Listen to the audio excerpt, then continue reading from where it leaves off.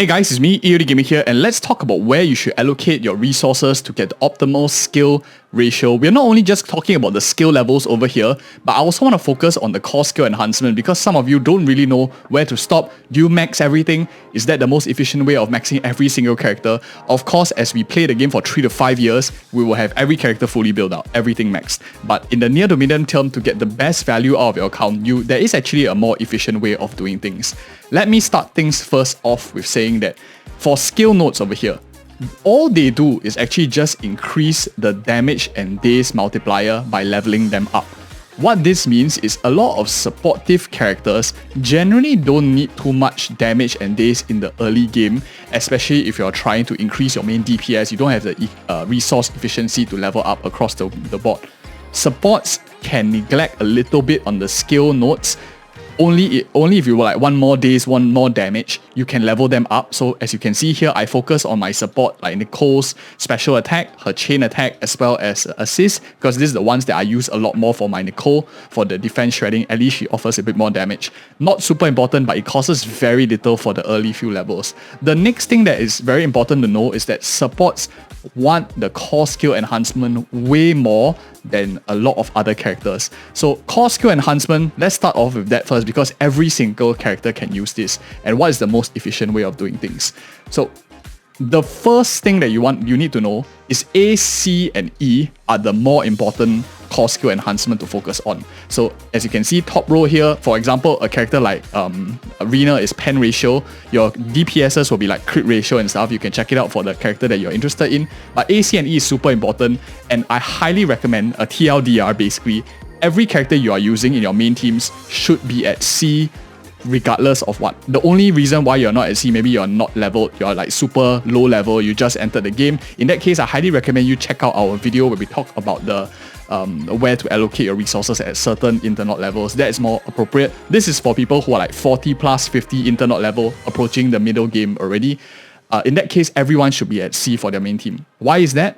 You do one run at internal level 50, you get you get 5 of these mats, and you get 25k at internal level 50 for doing more of this. This means you basically get this entire thing done in like 60, 70 energy basically to unlock 1C, and that gives you a very massive like pen ratio over here already. And if you, for example, have like Zhu Yuan, gives you like crit damage 10%. So 10% free damage and increased multipliers on whatever passive that they have for basically 60 energy. That is way more efficient than anything. So focus on this part here first if you can. The one that is a bit tricky is when do you push further. This is when you are a bit capped off on these weekly boss materials. So I would say your main DPSs should go up first. So what is the cost? Let's talk about them, D, E, and F in terms of energy. How much energy does it cost and how long does it take? So for C, we know it's like just 60, 70 energy. We are done. Very cheap, very easy to do. For D, on the other hand, you need to do 2 weekly bosses, which don't cost any energy, just takes time.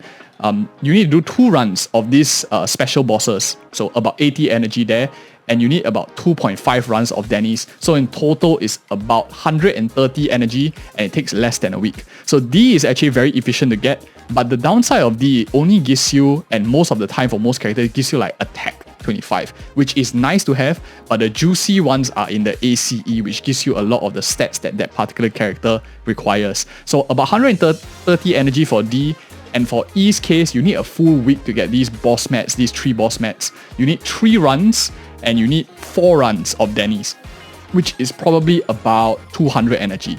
200 energy here, 130 energy for D, but I think E is very, very good. I would recommend most people, as you approach endgame, to stop at E. This is 130 energy, 1 week. You get crit rate for your DPS. Push your DPS to E as quickly as you can. Once you can, just push them up to E. F, on the other hand, I feel is not really very necessary. I'll give you a few reasons. It takes you more than 1 week to get the weekly bosses. This one, as you can see, it went up. The cost went from like 200 energy. Now you need 6 runs, which is double. You need 8 runs, which is double. So you now need 400 energy for the last one just to get a 25 attack increase and just some multipliers, which you rather take these 4 boss materials and like split them up for your other supports. For example, Nicole, if I use that 4 boss mats for here, I could have gotten an additional energy regen and more defense shredding, which is way more efficient than trying to like just complete the F just for the sake of having everything complete. It's not worth it in totality. So DPS, highest priority, get them up to E as quickly as you can. I know you are kind of like gated by boss materials, but you will get there in a couple of weeks. Just trust me on that. ACE all the way. And the rest of your characters, make sure they are at least C. Thereafter, you can slowly start to progress your support characters up to E as well. Support characters benefit a lot from this, and everyone basically benefits from this. And use the characters that you know that you will be playing regardless of what future characters are coming in. So if you pull, for example, Qingyi, Jane Doe, Caesar, whatever not, Miyabi, if you're using the characters, invest in those units that you're planning to bring for the long run as well. So characters, I guess, for some people will be like Lycan, Nicole, Sokaku. These characters are worth considering to invest in after your 2 main DPSs that you are going for. So that is for the core skill, which is the simpler of the 2 to answer. The one that is a bit trickier to answer is the skill over here. We know already that skill only just gives you stat multipliers of days and damage, which means that your supports actually can run almost naked.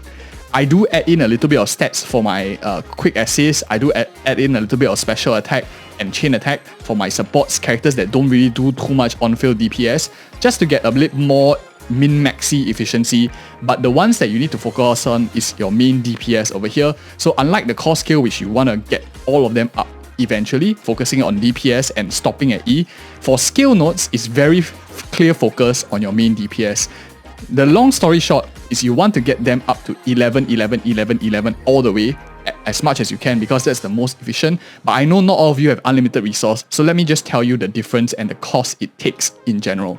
So from 8 to 9, 8 I think is a decent stopping point for most characters because it's super cheap under 8.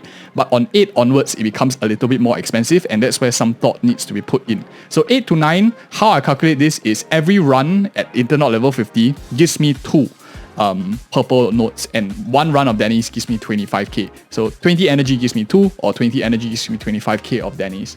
From 8 to 9, it takes about 2.5 runs of Denny's, 4 runs of these skill notes, which costs us 110, and thereafter 9 and 10 increases by 40 energy each. So 110 energy to level up 1 node from 8 to 9, 150 energy to level 1 node from 9 to 10, and 190 energy to level 1 node from 10 to 11. Thereafter, we have 11 to 12, which jumps up a little bit more.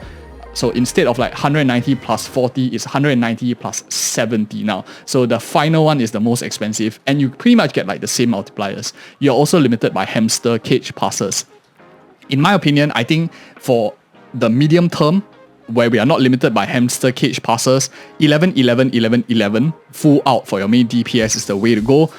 We of course have build guides on the channel already, so if you are interested to know which is the critical one for that particular unit, you can check that out. But my recommendation will go for like 11 for your main DPS eventually, but you will want to stop somewhere around like 9, 10 while you get your stun characters up also. Because not only do you get damage increase, you also get, as you can see over here, stun multiplier, days multipliers and stuff, which is very important for your stun characters. So both stun as well as main DPS have to go up in sync, and if you just focus like Ellen, 11, 11 everything, your stun DPS will be like what, 1, 7 as you can see here, very under level. So you want to get your stun and attack equally up at the same time, and then thereafter you can consider your other characters which are much lower priority. Of course, characters, for example, like anomaly based characters, they also do some days, do some stun, and for example, Piper's on field for a while, she'll be classified towards more of like an on field DPS kind of character, whereas my Grace over here is like a little bit more off field, so I have her, like you can see here, slightly higher for the nodes that I require a little bit more, and that is my honest opinions of how you should allocate your resources to get the maximum efficiency out of your overall count. If you found this video helpful, do like it and share it with other people who might find it useful as well, and do like and subscribe for more of such future content, and thank you again so much for your attention. See you in the next video.